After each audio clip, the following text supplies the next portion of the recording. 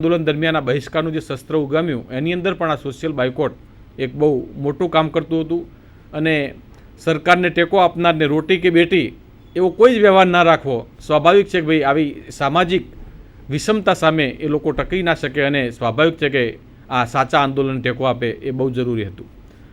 તો આવા પ્રતિજ્ઞાપત્રો તૈયાર કરાવ્યા, બહેનોને તૈયાર કરવા માટેનો પ્રયાસ કર્યો. આપણે જાણીએ છીએ, અરુણભાઈ વાત કરશે આગળ એની બહેનોની. તો આ બહુ સરસ મજાનું આખું વ્યવસ્થા તંત્ર ગોઠવ્યું એટલે લોકો ટકી શકે. અને સરદાર પટેલના ભાષણની તો વાત જ શું કરવી. અરુણભાઈ દાખલો આપ્યો કે બેજાન માણસ હોય તો પણ એમાં જીવ આવી જાય. જપ્તીની જ્યારે સભા ભરવામાં આવે ત્યારે કેટલાક પ્રશ્નો ઉઠાય કે અમારી કિંમતી જમીન જશે ત્યારે શું. તો સરદાર પટેલ એ સમય ભાષણમાં કહેતા કે જમીન સરકાર શું વિલાયત લઈ જવાની છે, અહીંથી તમારી જમીન ક્યાં લઈ જશે. અને આપણે જો બધા તૈયાર નહીં હોઈએ તો સામે કોઈ ખરીદવાનું નથી, અને ખરીદ્યા પછી કોઈની તાકાત છે કે આ જમીનની અંદર ખેડવા આવે. એક મુખીન તલાટી સરકારી અધિકારી છે, બે માણસ શું કરવાના છે. આ જ્યારે આખા ગામનો સમૂહ આપણે એક હોઈશું તો આનાથી પણ તમારે ડરવાની જરૂર નથી. આવા અને પોતે બહુ વાતમાં કહેતા કે હું પણ એક ખેડૂત પુત્ર છું. અને આની સામે બારડોલીના જે ખેડૂતો હતા એમને ખૂબ જ પ્રોત્સાહન મળતું કે મારી રગે રગમાં ખેડૂતનો લોહી વહે છે. સ્વાભાવિક છે કે ભાઈ ખેડૂતોનો પ્રશ્ન હોય, ખેડૂતોનો આગેવાન કામ કરતો હોય તો ઓટોમેટિક બહુ મોટો વિશ્વાસ સંપાદિત થાય છે. અને સરદાર પટેલ વલ્લભભાઈ એ સમય તરીકે ઓળખાતા અરુણભાઈ કહ્યું પ્રમાણે સરદારનું બિરુદ તો પછી મધ્યમાં મળે છે. તો બહુ સુચારુ ઢબે એનું સંચાલન કર્યું. અરુણભાઈ લોકો તો તૈયાર થઈ ગયા, સામે પક્ષે સરકાર પણ કંઈ હાથ જોડીને બેસી રહેવાની નહોતી. તો સરકારે આંદોલન તોડવા માટે કયા કયા પ્રયાસો કર્યા? કારણ કે એની પાસે તો મેન પાવર, લશ્કર પાવર અને એમને પ્રતિષ્ઠાનો પ્રશ્ન બનાવ્યો હતો. તો આંદોલન તોડવા માટે સરકારે કયા કયા પ્રયાસ કર્યા એની થોડીક છણાવટ કરશો આપ? એટલે વાત સાચી છે બાબુલાલ કે કોઈ પણ એક કોલોનિયલ ગવર્મેન્ટ હોય કે સંસ્થાનિક જે સરકારો હોય છે પોતાની સામેના કોઈ પણ આંદોલનો જે છે એ આંદોલનો સહન કરી શકતી નથી. એમ સૌથી અગત્યની વસ્તુ એ છે કે આખા બ્રિટિશ કાળ દરમિયાન તમે જુઓ તો સરકારની આવકનો સૌથી મોટો જે સ્ત્રોત છે એ જમીન મહેસૂલ હતો. એમ હવે જમીન મહેસૂલની વિરુદ્ધમાં જ્યારે આંદોલનો થાય ત્યારે એ આંદોલનોને સરકાર સહન ન કરી શકે. એમ એટલે એટલા માટે શું છે, આપણે ત્યાં ગુજરાતીમાં કહેવાય છે કે ડોશી ભલે મરી જાય પણ જમ જે છે ઘર નહીં પાળી જવા જોઈએ. એમ એટલે સરકારને એમ લાગતું હતું કે ભાઈ આ 1928માં આપણે જો આમ કરીશું તો પછી તો જમીન મહેસૂલનો સહેજ પણ આપણે વધારો જે છે નહીં કરી શકીએ. એમ એટલે ટૂંકમાં એક આખો ઇસ્યુ જે છે કિસાનોનો, ખેડૂતોનો ઇસ્યુ જે છે એ ઇસ્યુને ઉગતો કેમ દબાવી શકાય, એ જે ઇસ્યુ છે આગળ કેમ ના વધે, એ સ્પ્રેડ કેમ ના થાય, એના માટેના જે પૂરતા જે પ્રયત્નો છે એ બ્રિટિશ સરકાર જે છે બ્રિટિશ સરકારે પૂરતા પ્રમાણમાં એના પ્રયત્નો કર્યા હતા. એમ અને પ્રયત્નો મેં હમણાં વાત કરી પ્રમાણે કે પહેલાં તો લોકોને લલચાવવા, એમ લોકોને પ્રલોભનો આપવા, એમ કે ભાઈ 2000 તમારું મહેસૂલ થાય છે પણ તમે 1 રૂપિયો ભરશો. એટલે મૂળ એ સાબિત કરવા માગતા હતા કે ભાઈ તમારી જે આખી જે લડત છે એ લડતની સાથે લોકો નથી. એમ એટલે કેટલાક લોકોએ જમીન મહેસૂલ ભર્યા હતા પણ ખરા. એમ પણ જમીન મક્કમતા લોકોની એવી હતી એમ કે ભાઈ જમીન મહેસૂલ જમીન અમારી આપે કહ્યું કે ભાઈ જમીન ઓછા વિલાયત લઈ જવાના છે. સરદાર પટેલનું બહુ મહત્વનું સ્ટેટમેન્ટ છે. પણ કેટલાક લોકો એમ કહેતા હતા કે ભાઈ જમીનને શું કરવાની છે. એમ તમારી 3/6ની તમને ખબર મળે તો પણ ઇનફ છે. એમ એટલી જમીન એક માણસ માટે પર્યાપ્ત છે. પેલા ટોલ્સ્ટોયનું છે ને, how much land does a man need, એક માણસને કેટલી જમીન જોઈએ. એટલે એ જે વાત છે બારડોલીના જે ખેડૂતો છે ખેડૂતો સમજી ચૂક્યા હતા. એમ અને સ્ત્રીઓ જે હતી એ પણ હસ્તે મોઢે પોતાના જે પતિઓ છે પતિઓને આ સત્યાગ્રહમાં એ મોકલતી હતી. એમ પણ સરકારે જે છે બીજું એક અસરકારક જે માધ્યમ અપનાવ્યું એ જે જપ્તીઓ. એમ એટલે જમીનો જપ્ત કરવી અને ખાસ કરીને ઢોર ઢાખર જપ્ત કરવા. અહીં આપણી પાસે દાખલાઓ એવા છે એમ કે બારડોલી સત્યાગ્રહ દરમિયાન 16,000 જેટલી ભેંસોને જપ્ત કરવામાં આવી હતી. અને જપ્ત કરી અને ભેંસોને ખાધા પીધા વગર એને અમુક જગ્યાએ રાખી મૂકવામાં આવતી હતી. એટલે સ્વાભાવિક છે કોઈ એક ખેડૂત હોય અથવા તો પશુપાલક જે હોય છે એના માટે પોતાનો દીકરી જેટલું જે સ્થાન છે એ પશુ ધરાવતું હોય છે. પોતાનું પશુ ભૂખ્યું રહે અથવા પોતાના ઘરના ખીલે ન બાંધેલું હોય તો કેટલો આઘાત લાગે એ તો એક પશુપાલક અથવા ખેડૂતો પોતે સમજી શકતો હોય છે.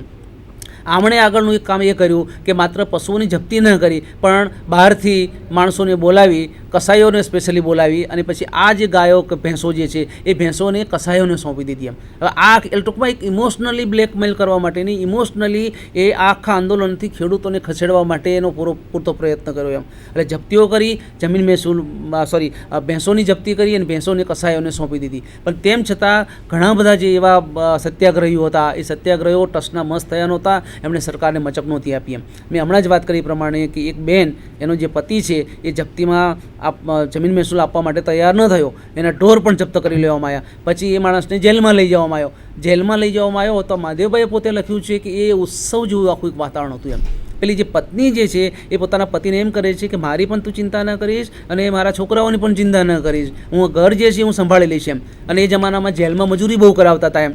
એટલે એક એક મણ જેટલો જે ઘઉં છે કે બીજી અનાજ જે છે એ તમારે ઘંટી ઉપર દળવું પડે એમ. પેલી પત્ની એમ કહ્યું કે 1 મણ નહીં પણ તું 1.5 મણ ફેંકી દેજે એમ.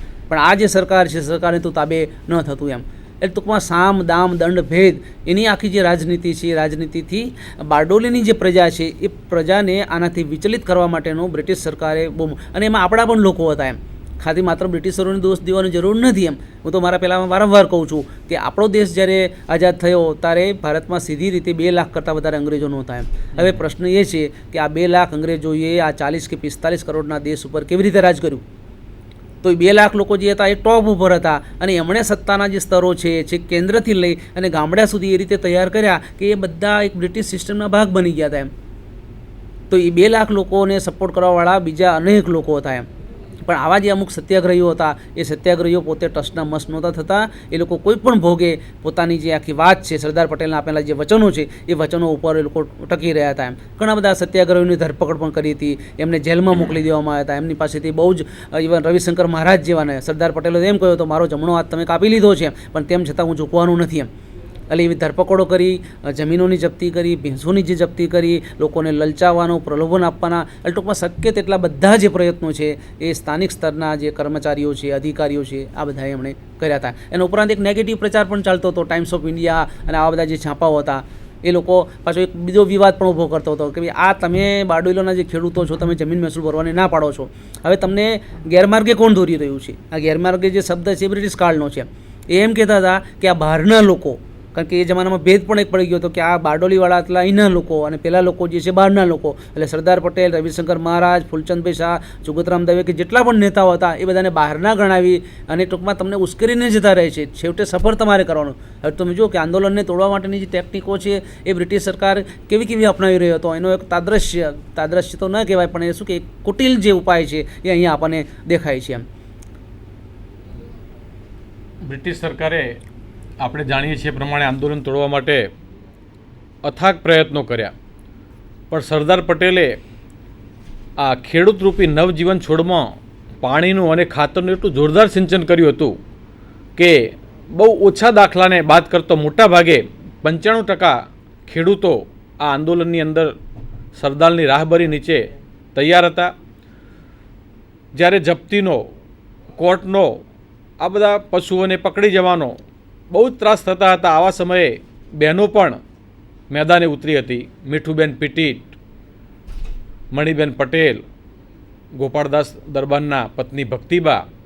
તો આ બધા જ્યારે વલ્લભભાઈનું આંદોલન ચાલતું હોય તો અમે બધા આવી જઈશું અને એ લોકો ફટાફટ બારડોલીમાં આવી જાય છે. સ્વાભાવિક છે કે પુરુષો કે એના કરતાં બહેનો આવી સ્ત્રીઓને હિંમત આપે એ બહુ જરૂરી હતું. પોતાના જે બાળકો છે એના કરતાં પણ વધારે પ્રિય ખેડૂતોને પોતાની ગાય હોય, ભેંસ હોય, અને આવી ગાયો અને ભેંસોને જ્યારે એ લોકો ત્યાંથી જપ્તી રૂપે લઈ જતા હોય ત્યારે આ જે ખેડૂતોની પત્નીઓ હોય, જે સ્ત્રી વર્ગ હોય, એમની આંખોમાંથી આંસુ આવતા. આવા સમયે આંસુઓ લૂછવાનું કામ આવી જે સ્ત્રી આગેવાનો હતી એમણે કર્યું હતું. એના કારણે આવી સ્ત્રીઓ આંદોલનની અંદર લાંબો સમય ટકી શકી અને સરદાર પટેલે બહુ ખૂબ ઉપયોગ કર્યો. આંદોલન જ્યારે મક્કમ બની રહ્યું ત્યારે સરકારે એક પ્રયોગ કર્યો કે 40 પઠાણો ત્યાં બોલાવે છે.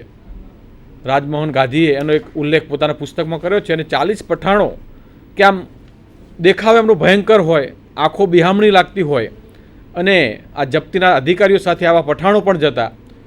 સ્વાભાવિક છે કે ભાઈ આવા પઠાણોના કારણે કેટલાક ખેડૂતો ડરી જાય, કેટલીક સ્ત્રીઓ ડરી જાય અને ફૂલ નહીં તો ફૂલની પાંખડી 2 રૂપિયો આંદોલનમાં પોતાના મહેસૂલ રૂપે જમા કરાવે એવો સરકારનો ઈરાદો હતો. પણ પઠાણો આપણે જાણીએ છીએ પ્રમાણે ગેરશિસ્ત પણ કરતા, પશુઓ ચોરી જવાનો પણ કેટલાક બનાવો બન્યા, ક્યાંક અજુકતી મસ્કરી પણ કરવાનો પ્રયાસ કર્યો.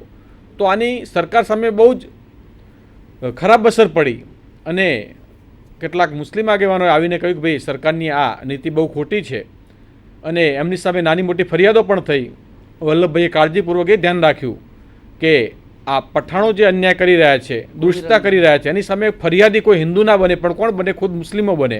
અને સાચી વાત એ હતી કે અનેક મુસ્લિમોએ ફરિયાદ કરી, પરિણામે સરકારને લોકમત સામે ઝૂકવું પડ્યું અને પઠાણોને ત્યાંથી હટાવી દે છે.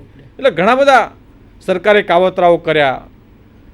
પ્રત્યક્ષ અને પરોક્ષ રીતે ધાક ધમકી પ્રલોભનો આપવાનો પ્રયાસ કર્યો, પણ ખેડૂતો અને બારડોલીના લોકો આ આંદોલન સામે ઝૂકવા તૈયાર નહોતા.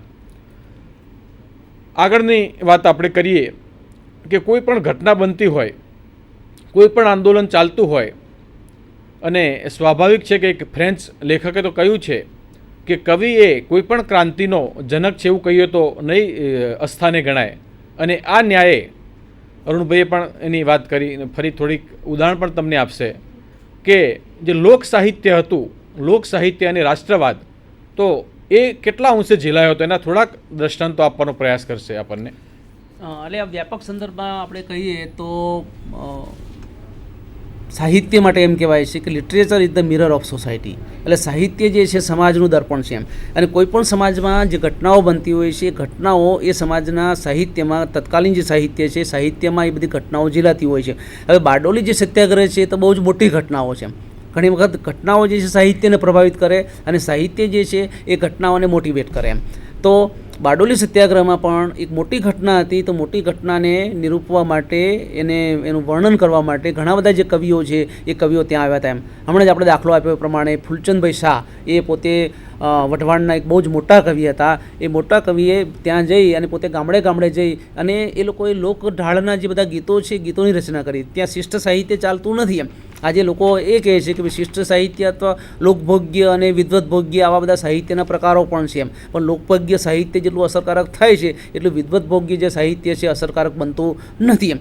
તો એવા જે ગીતો છે એ કબીરના ઢાળમાં છે કે બીજા પરંપરાગત જે ગીતો ગવાતા હતા એ ઢાળમાં એમણે આ બધા ગીતોની રચના કરી હતી. એમાંનું એક સરસ મજાનું જે ગીત છે લગભગ બારડોલી સત્યાગ્રહ દરમિયાન તો લોકજીભે ચડી ગયેલું હતું એમ.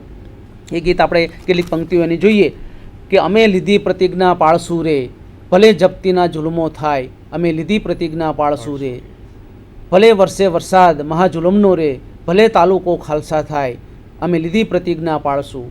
નથી પાક્યા ભારતમાં રાક્ષસો રે, ખાલસાની જમીન લેનાર, અમે લીધી પ્રતિજ્ઞા પાળશું રે, બારડોલીનું નામ નહીં બોલશું રે, ભલે માથું ને ધડ જુદા થાય, અમે લીધી પ્રતિજ્ઞા પાળશું. અમે કીધા કેસરિયા પ્રેમથી રે, બારડોલીની રાખવા રાજ, અમે લીધી પ્રતિજ્ઞા પાળશું રે. કિસ ભરીશું, કિસ એટલે મહેસૂલ, કિસ ભરીશું નહીં સરકારની રે, ભલે કાયાના કટકા થાય, અમે લીધી પ્રતિજ્ઞા પાળશું રે. એટલે આ આખું જે ગીત છે વઢવાણના કવિ ફૂલચંદભાઈ શાહે લખ્યું છે. અને પોતે લલકારતા હતા જે પણ સભાઓ થતી હતી સરદાર પટેલની, એ સરદાર પટેલની સભામાં ફૂલચંદભાઈ શાહને પણ ત્યાં અવશ્યપણે ઉપસ્થિત રખાતા હતા. અને ફૂલચંદભાઈ એ પોતાની રચનાઓ જે છે એ રજૂ કરતા હતા અને લોકો એને ઝીલતા હતા એમ. એ જ રીતે સરદાર પટેલના જે ભાષણો છે એ ભાષણો પણ બહુ જ મહત્ત્વના હતા એમ. માત્ર ગુજરાતી સાહિત્યકારોએ એને ઝીલ્યું છે એવું નહીં એમ. એ અર્ધેસર ખબરદાર હોય કે બીજા સાહિત્યકારો, ઇવન હિન્દીના મૈથિલી શરણ ગુપ્ત અને અમિતાભ બચ્ચનના પિતાજી હરિવંશરાય બચ્ચન, એમણે પણ બારડોલી સત્યાગ્રહને કેન્દ્રમાં રાખીને કેટલીક કવિતાઓ જે છે પાછળથી લખી હતી એમ.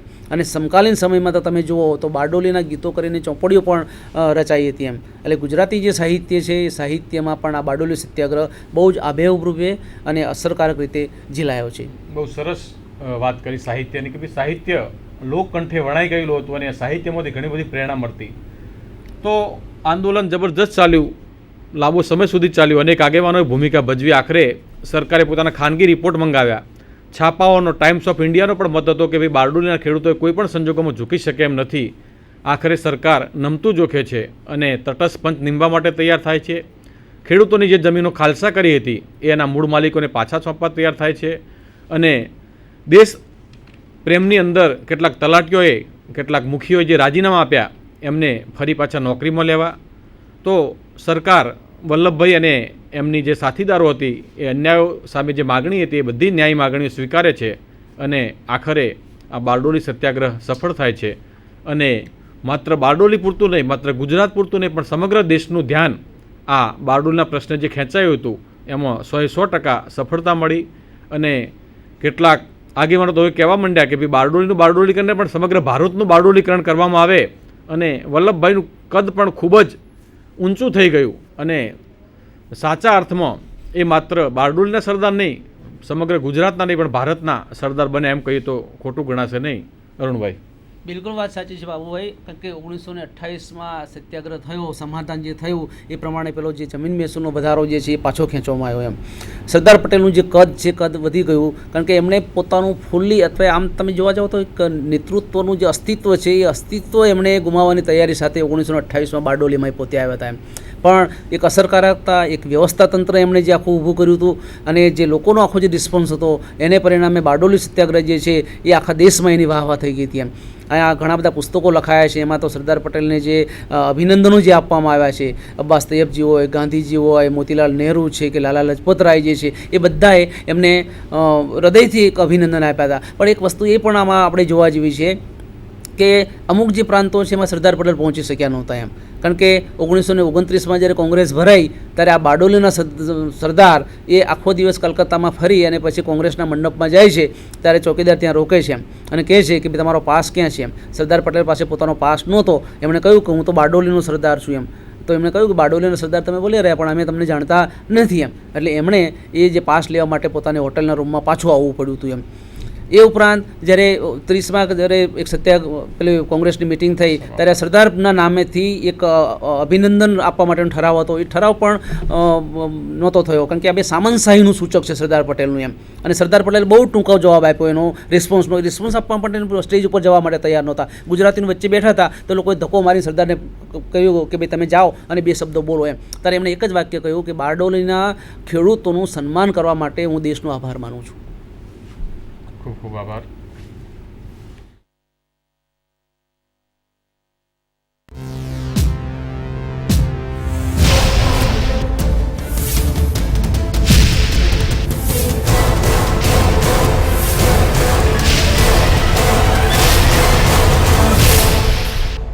Sandhan, All Gujarat Integrated Classroom. સેટેલાઇટના માધ્યમથી જોડતી કડી એટલે સંધાન.